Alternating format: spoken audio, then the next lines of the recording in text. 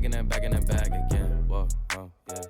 Hey, everyone, and welcome back to another episode of the Splash City Basketball Podcast, your home for everything happening on the hardwood in the land of 10,000 lakes. I am your host, Steve Hartman, coming to you today with an episode where we recorded from Las Vegas after a couple days down at the Thomas Mack Center and Cox Pavilion, watching a lot of different players, kind of finished with the Timberwolves experience there. So before we get into that, let me take a quick minute. Love to have you subscribe and follow the episode on Apple, Spotify, and YouTube, or give us a follow, Splash City Basketball Podcast on Instagram and TikTok. I want to give a quick shout out to Mike Alexander, Derek Long, and Paul Marita for their questions heading into Summer League. We get into some of the answers to their questions later in the episode. So Derek and I just wrapped up the annual pilgrimage to the NBA Summer League. It was only 112 degrees there, but it was nice and cool inside Thomas Mack Center. But the city was on fire, not only just between Summer League, there was also the Conor McGregor fight. There was the World Cup. Just lots of things going on down there in Las Vegas. It definitely felt busier than any time I've been there, including March Madness. So we stayed downtown this time, explored a few different things, checked out the Arts District. But it was a great time. I actually saw some celebrities walking through the casinos down on the Strip, so that was fun. But most importantly, we were there to watch basketball. And in the main segment today, Derek and I discuss our full kind of firsthand experience, some of the things that we noticed this year versus last year, some of the different players, things that we noted in terms of performances, but also like had some interesting conversations with an assistant GM from a Japanese league who is sitting next to us. And so that was really fun.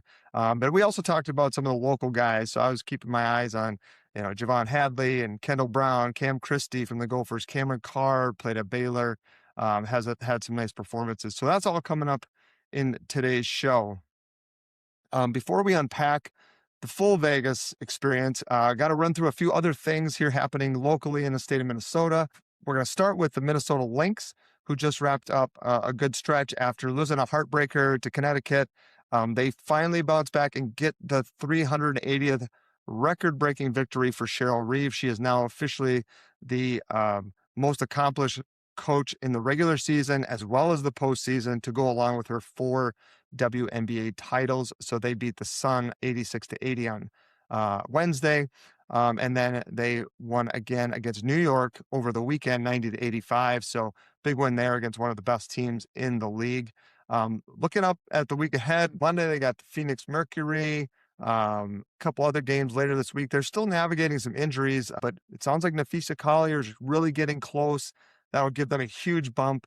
They're still one of the best teams in the league, one of the best records, but getting Collier back will just absolutely be a game changer. They're going to hopefully ride that momentum into the playoffs here as we hit the stretch run of the WNBA season.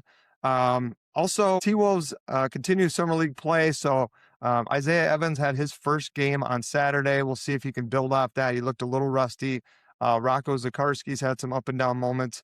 Zion Pullins actually looked pretty good, probably the most consistent performer for them so far. And I also really like Donovan Williams. So if you guys want to check out the Wolves Summer League, they'll still be playing the rest of the week here as well. Also over the weekend, we saw the opening of the Twin Cities Pro-Am. And again, if you haven't been following, this is one of the things I've been touting on social media and on my last podcast. Just really love this event. It's a free event. It's great for kids.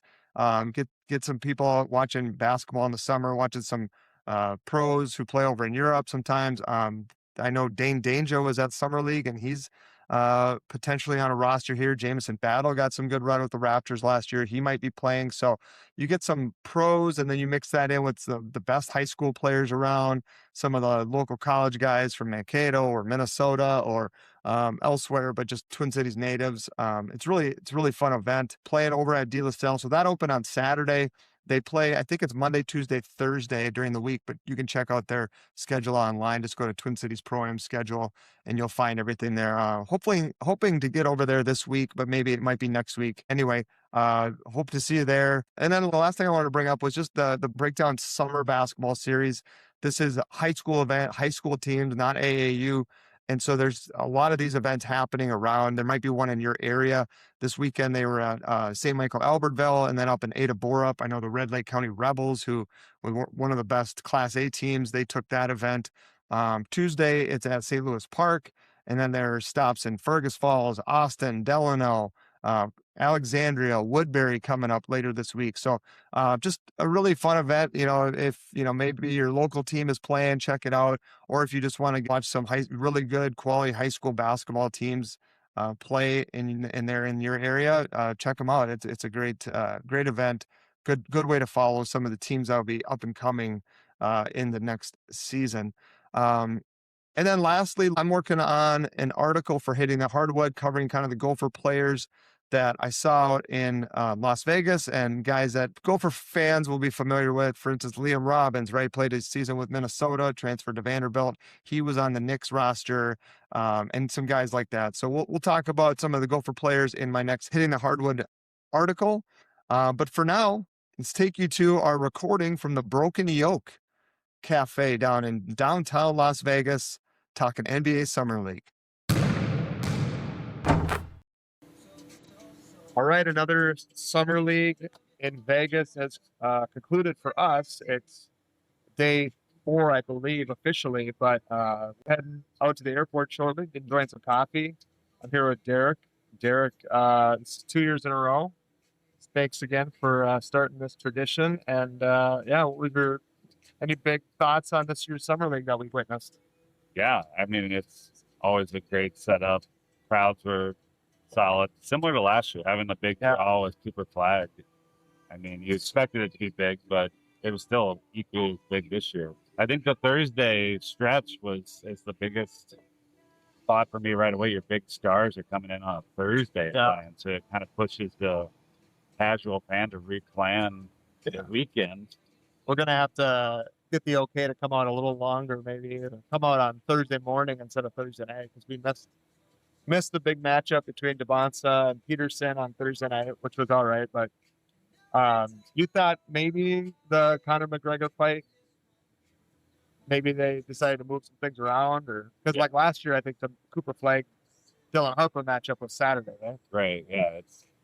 I mean, if you're counting up, there's the McGregor fight, World Series of Poker, World Cup, and we got introduced to the Power Slap competition.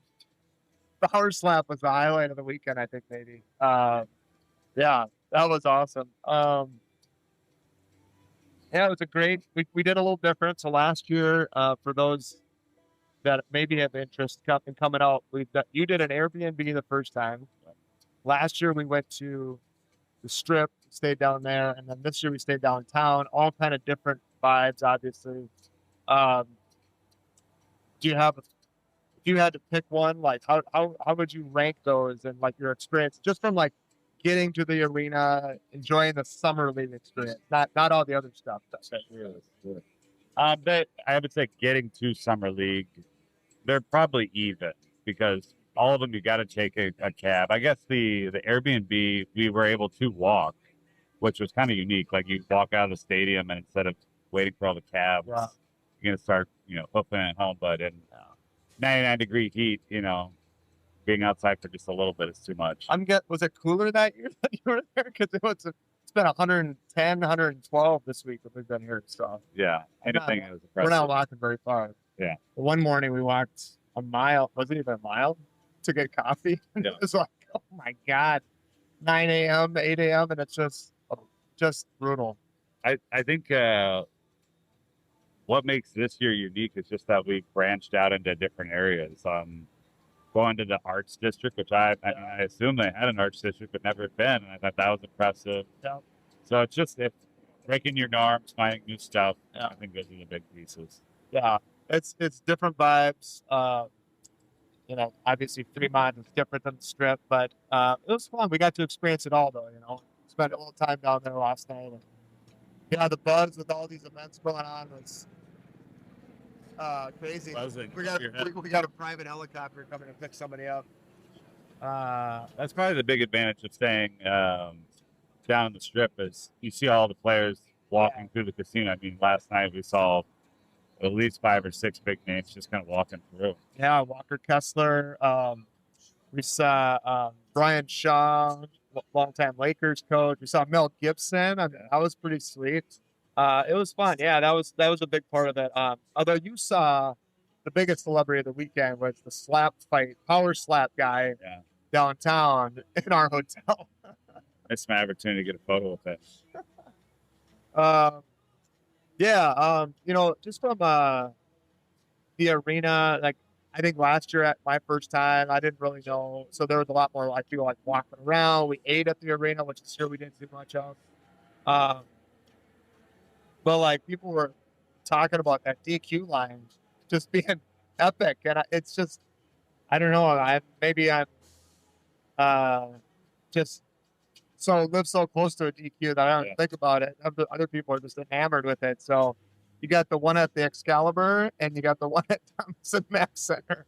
Well, when you think about it, and this is a rookie mistake. If you go to the Thomas and Mack and you're hungry, you're going to be eating ballpark food, which you can only take so much of. So I'm sure DQ just settles the stomach on a few people. But if you're going out to the games, eat beforehand, eat afterwards. Yeah. Use the ballpark as only a bridge. Yeah, get a base. Get a base like anything else you do in Vegas. You got to have a good base. Okay. So let's see. Anything else on the experience getting there, Vegas? I mean, it was a very busy weekend. That was like number one. I think I noticed was like last year was busy at the arena, but this year with all the stuff going on, just generally this would be a slow time of year in Vegas because it's just so hot, but it was not the case this weekend. It felt like busier than March Madness, I think, in my opinion. A lot of Argentina jerseys. Yeah. Different crowds that aren't typically here. Yeah.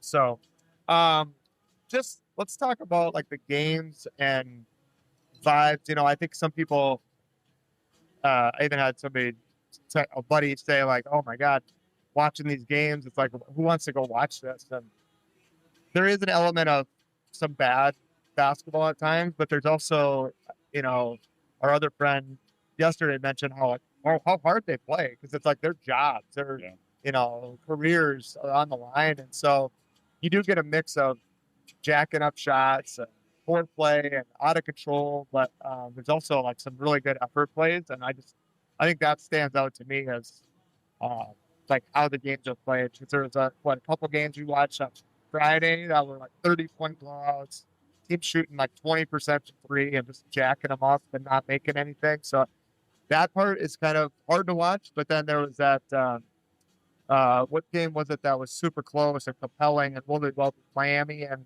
Pacers. Yeah, I mean that was just a really fun game. So yeah, I think when you have like your stars watching and they're cheering on these young guys and they're fighting for a job and they're fighting for a paycheck. Yeah. I mean, we saw blood on the floor during a game. So, I mean, that just shows like everyone is an athlete. Everyone can do something at the highest level.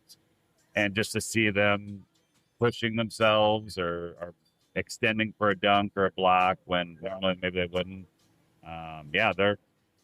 You have to kind of be in person. Like watching it on TV, like bad shooting and stuff is kind of boring. But if you're in person, you can see the work. It definitely adds to it. Yeah. Reader or a listener question from Derek Long. He was asking about the coaching. How much coaching happens because it does. They don't practice a lot ahead of time. A lot of these guys won't play together for much longer. And so, like, are they able to run anything? And what I took away from watching these two games, because I was watching specifically some of that, after timeouts, you definitely notice some set plays. Cool. And they do execute those for the most part. In the flow of the game, there just isn't a lot of that. It's more about spacing and getting guys in position and, who do we want setting the pick up top and who do we want in the corner, that stuff. One of the things that stood out to me was the guys who just do their job. Like there's let's be honest. Out of all these players, one or two guys will make the active roster. or to have an impact on the season. 3 or 4 maybe are G League guys, and the rest are probably in Europe. But the guys who like just, hey, I'm good at this and I'm gonna own this, and those guys stand out to me. And like whether it's a guy that shoots, like I think it was Tyler Nickel for the Knicks stood out to me. Javon Hadley for the Heat.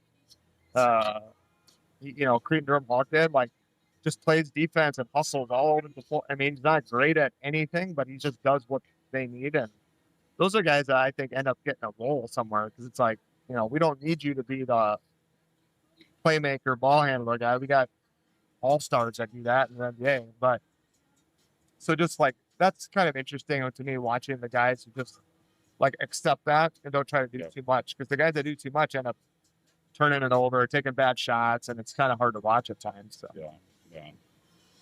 Yeah, you see that with point guards a lot too. Like if they're really just working on assists, getting guys open, setting the floor, like they're not trying to score. They're trying to just run the ship. Yeah. And it'd be very telling if they make it to the next level or not. Yeah. One thing I wanted to bring out, because I noticed that during the season last year, a lot with Wemby specifically, because his arms are so long. But I noticed that even just when you're that close, like we are at Summer League, the screens and how they like extend their arms on, like they're like literally pushing guys on screens, and somehow that goes uncalled. And I don't know when that started, but it drives me nuts. Yeah. It's trickling into pickup basketball sometimes, and I'm like, dude, you just push me. Yeah. It's on a screen. Like, that's illegal, or it used to be. I don't know what happened or when that changed. Yeah, it's a little jersey tug, a little extra push. They got to keep it rolling, so they're not calling the fouls on it. So Yeah. So we saw the Wolves last night. They played at 4:30 against Denver. Coincidentally, the same team we saw them play last year. Christian Brown was in the house for both. This year, no Ant, unfortunately. So that was kind of I think there was a lot of hope that he might show up with LaMelo, but did not happen. I don't know if you have any big thoughts on the Wolves team and how they looked. It didn't play. It was close till about the end of the third quarter. The fourth quarter, the Nuggets just kind of blew them out. But any thoughts on the Wolves after watching them yesterday? Young guys, Isaiah Evans or Rocco Zakarski? Yeah, it definitely seemed like they just hadn't gelled yet as a group. The group that was out there, like they were, going through the motions, trying to make some individual plays. Nothing was falling. Yeah. Evans, you could tell the talent is there. It's just, first game out, trying to mix in, make a splash. It just didn't click. Yeah. Evans looked pretty rusty, I thought. You could tell then, like, later he's trying to get a shot just to get going, and he didn't look particularly great. I still am, like, throughout, being a Duke fan, I've watched him play the last couple of years, and he has gotten a lot better off the bounce. Like, he will take it to the basket more. He had a couple of good drives. One I think he missed, but it was pretty good drive. So, like, that encourages me that he's not just going to be a stand and shoot guy. But, flat shot looked flat. Looked a little like maybe just not in the flow. Hasn't played maybe a lot. He just practiced on Friday, I think, for the first time. So because the trade didn't go through until then, so then he couldn't practice. So, Rocco Zakarski, I don't know. Just, he's young, so you're giving up some time, but he's got some work to do. I think he had 9 points, 6 boards, 4 turnovers, only shot 3 of 11. Still just a project. I mean, we drafted him and Baron J last year, and Baron J looks ready to contribute a lot. Zakarski's just not quite there yet. Yeah, he can just keep getting him ready for it. Yeah. He'll be a sparring partner. We should note that we did not see Baron J play. They played on Thursday before we arrived in town, and Baron J played really well on Thursday and then didn't play Saturday, so we didn't get to see him. Santos was kind of a bright spot, I'd say, for the Wolves. Okay. Made some threes, and then Donovan Williams had some highlight dunks, man. Like, if he is in the paint, he is going to hammer it. That was... Yeah, he had at least 2 or 3 of them. Yeah, just really explosive athlete, man. On the Nuggets side, yeah, that Stevenson could really shoot it. He was impressive. KJ Simpson from Colorado had a nice game for the most part. And they kind of just took it to the Wolves in the second half. And but big guys got more physical. That was a very physical game. That was the other thing that stood out. I think Tate said it. I mean, just how physical the game was. Yeah. A lot of them. Like, they're just, like we were saying, the guys are just, this is their livelihood, man, and they're laying it all on the line. Enrique Freeman, huge gash, and that was one of many physical plays, but yeah, just tough. So, what about other guys that we saw over the last couple of days? Any standouts or guys that you thought was really impressive? We saw Caleb Wilson and Boozer. Saw Mikel Brown. I thought that was probably the most intriguing. To be like, those guys are going to play in the league a long time. Yeah. Just the stature that Boozer brings in. I mean, he looks like a well-oiled NBA machine already. So he'll be in the league for a while. That'll be fun. And the Bulls team is kind of a young talent. They had a lot of their teammates there trying to support. So I mean, they're in a rebuilding mode. But yeah, they're going to rely on these young guys to make an impact early and try to establish them. Yeah. I feel like Caleb Wilson has the potential to be the second best player in this draft. Yeah. Like he is impressive. Athletically he is, but like I was kind of like not sure of his outside shooting, and he looked really comfortable. He's got a nice shot when he's set. He had a couple like really tough threes in that game. I think he had like 35 points. Yeah. And he was awesome. You pointed out, I think it was you pointed out how thick Boozer is, like his waist and down. God, he's got tree trunks, just huge. This looks like an NFL linebacker. But yeah, I guess one thing with Williams, I think he made a dunk and then ran down and made a block on the other end. I was like, that's a good hustle from a top 10 pick. Yeah, I think he's mentioned that like in interviews, like he called himself kind of a dog, like he is like works hard and he's gonna get after it. He's not gonna take any plays off. Yeah, that was impressive. That block was crazy. I really like Mikel Brown Jr. for the Nets. I think he looked probably like the best point guard we saw. I mean, I think when we were watching, he reminded me of having watched Dillingham last year. What we kind of thought Dillingham might be, but he's 4 inches taller and he's stronger and he's a way better shooter. Yeah. And you're like, he's just as shifty, but he's got all this other stuff. He looked awesome. You could tell his confidence was high. It did not seem too big for him by any means. He looked just to be having fun and flowing with it. So it's like, all right, if you can put off that vibe right away, then that's a good sign. Yeah. And I mean, they're going to have Julius Randle and Michael Porter Jr. and him. I mean, I don't know what else they're going to have. So he's going to have opportunities for sure. Other guys that were impressive, I'm trying to remember if there's anything that stood out, but I was excited to watch a little bit of the Hawks last night. Kingston Flemings was playing, and didn't see a ton from him, though that was a pretty good game as well. It kind of came down to the end, but Lakers, I mean, they had the guy that looks like he's 40, so that was fun. I wasn't trying to rip on him. I mean, it's just wild to see a fully bald guy at Summer League. Yeah, the classic, balded top, action on the sides.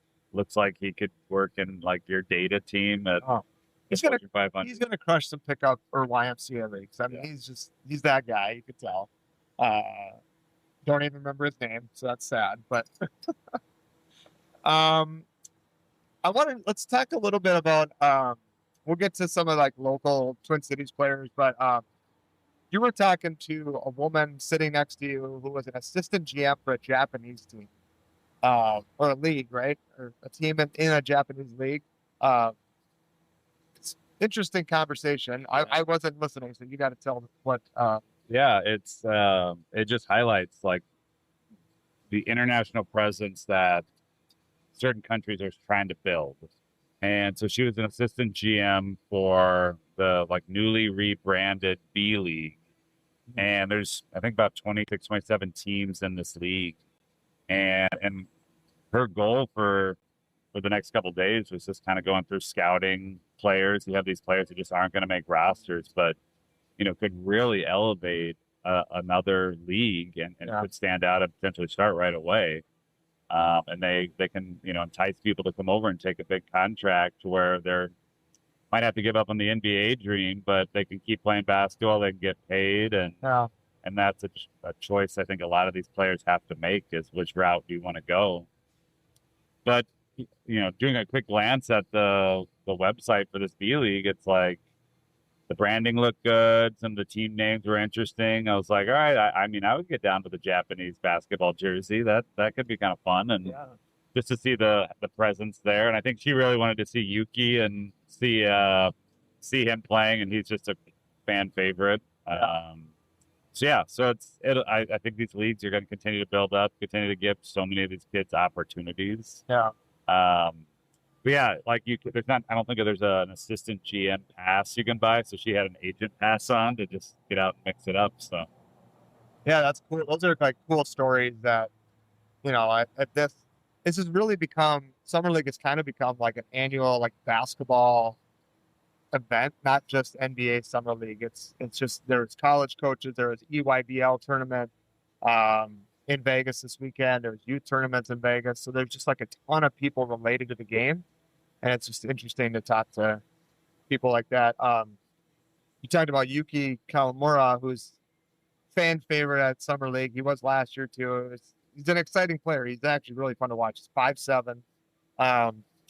He was playing on the same team as Braden Smith and Taman Lipsey, so this 3-point guard thing in Indiana. But your buddy is a scout with the Pacers, and you brought up Yuki to him, and then he's talking about, you got these other guys that we're looking at too, and it's just it's a good reminder. I think we were talking about this earlier, how what the fans love to see and get excited about is not what these teams do, right? Like he's like, yeah, that's cool, but yeah, and this is where when you work for an organization, you understand how it's structured. Everybody has a role on the staff as well, and they have specialties where you focus on just building the current team or just looking for future players. So then the pieces, people that focus on contracts. When is that going to be up? If there's an expansion team coming in, are they going to lose people to the expansion draft? Right. So there's so much planning and strategy that goes into like the long-term health of a team that, as a casual fan, it is well beyond your viewpoint. So I think a lot of their focus would be on players. I'd be like, oh, he was good, and to your point earlier, where it's like they do a certain role or they specialize somewhere where maybe that's a deficiency within a team, and it's like, yeah, that makes a ton of sense. Why you would keep him and not a fan favorite guy or something like that. Yeah. It is fascinating. Like they have to think so far down the road, but there's all these other variables that come into play. And it was interesting because last year we saw him at Summer League after coming off finals appearance against the Thunder, and then this year it kind of blows up because of Halliburton's injuries, and they lost Miles Turner and whatever. But Pascal Siakam was there.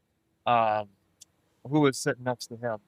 They had like 2 or 3 of the better players, Pacers, at the game, and going nuts when for Yuki and stuff like that. So like, it's just they're going to have Halliburton back. The Pacers are going to be right back in the mix, in the East. I think there was an interesting thing last year, seeing the Pistons game and how the whole team was there cheering on these younger guys.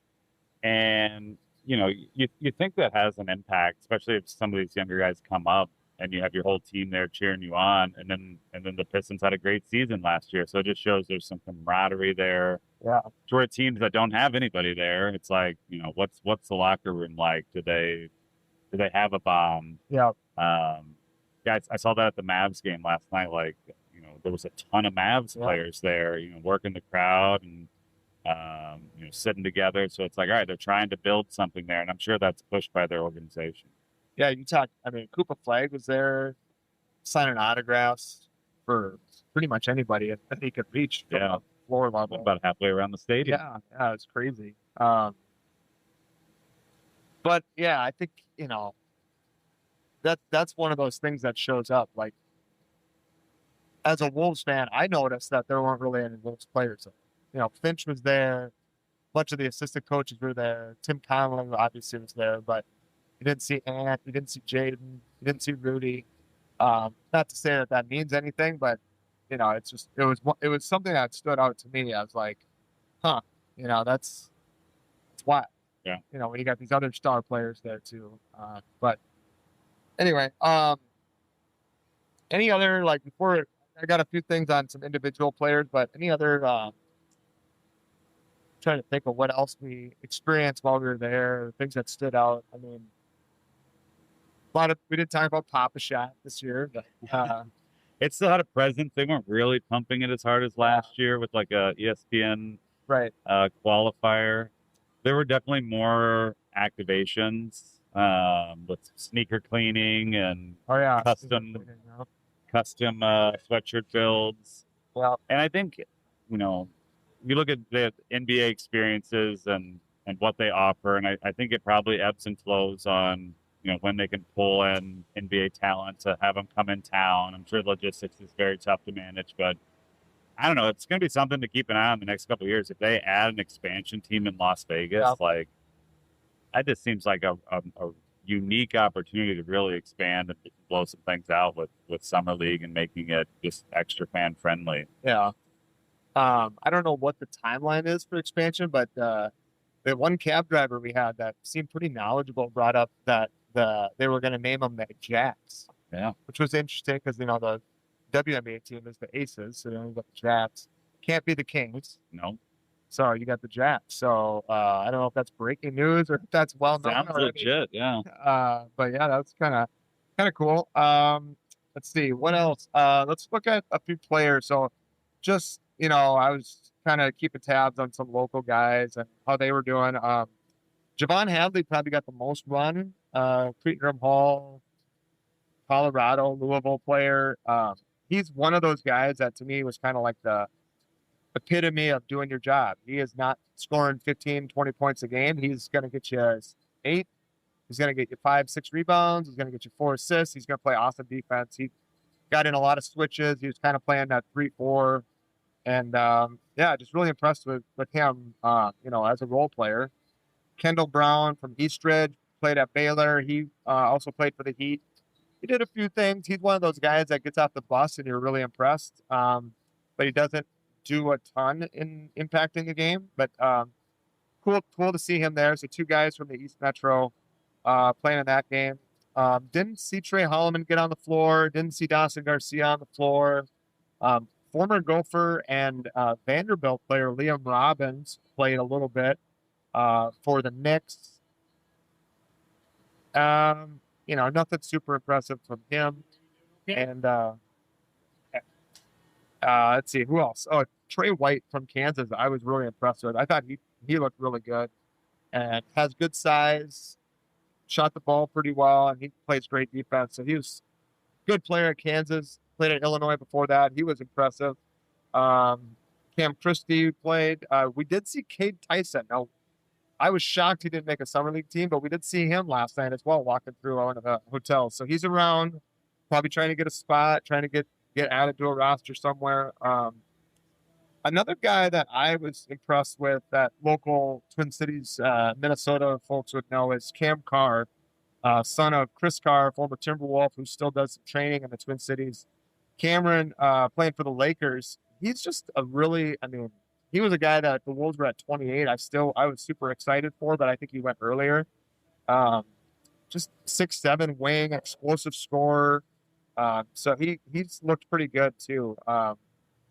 Jameer Young, I think him and Jace Richardson hooked up yesterday. That was a fun point guard battle with the Magic and the Heat. So Jameer Young, that Heat team is actually pretty good. They have a lot of fun players, but Jameer Young, former Maryland player, I was pretty impressed with him. So, outside of that, I didn't really, see too many other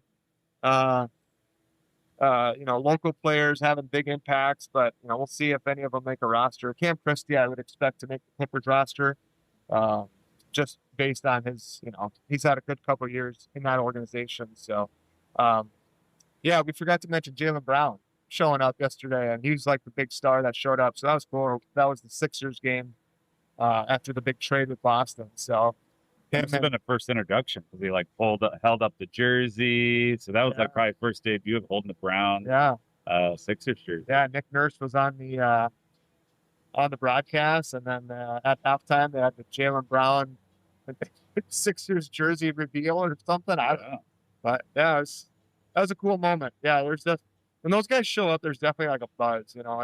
That's Ant last year was like that, and Jaylen Brown comes in and everybody's whispering, "Oh, it's Jaylen Brown." But yeah, good stuff. All right, well, we got to get to the airport here pretty soon, but again, super fun. And everybody I've talked to that's a hoops fan, I've said this is a great time. Make it an experience. It's very hot, but that going in. So it's just a really fun. A lot of kids. Like that was another thing, right? Like I don't know if there was more kids than last year, but it seemed like a lot of kids were there and enjoying it, getting autographs. It's as accessible to the players and coaches as you're probably ever going to be. And it's not overly expensive unless you want it to be. So, which is kind of nice. Get great seats for $65. All the games you could watch. So good stuff, man. Yeah. Can't wait to do it again next year and earn a new badge for going to Summer League. Yeah, that's right. So you're 3 of the last 4 years? You missed one in there, so that's a good run. We should probably book our tickets today, right? Yeah. I'm sure our families and wives would be thrilled with that. But, yeah, it's great stuff. I think I'm gonna do a post or an article for Hitting the Hardwood on the Gopher players that are here. So watch for that next week. But for now, I guess that's us signing off from downtown Las Vegas, man. Yeah. Appreciate it. Cheers. All right, that'll do it for today's episode. Thank you again for joining me. Thank you for listening. Give us a follow, subscribe wherever you listen to podcasts. Also, give us a follow on social media if you want to get into the conversation. And I appreciate everyone who sent in questions about Summer League. Really had a fun time out there, and appreciate Derek for kind of helping organize that. And I think that's going to be kind of an annual thing. So it's getting bigger, it's getting busier. And, I kind of have talked to some other people who are interested in basketball, and I said, this is a great way to experience it. There's EYBL AAU tournament going on. So there's a lot of college coaches around.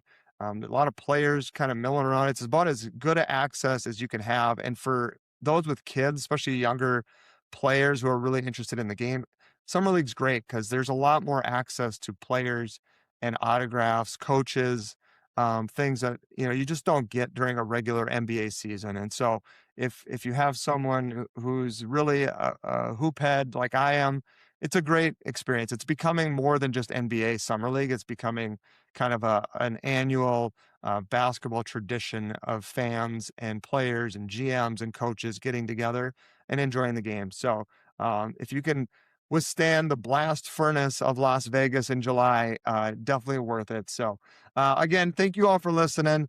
Appreciate you being here, and we'll see you on the next Splash City Basketball Podcast.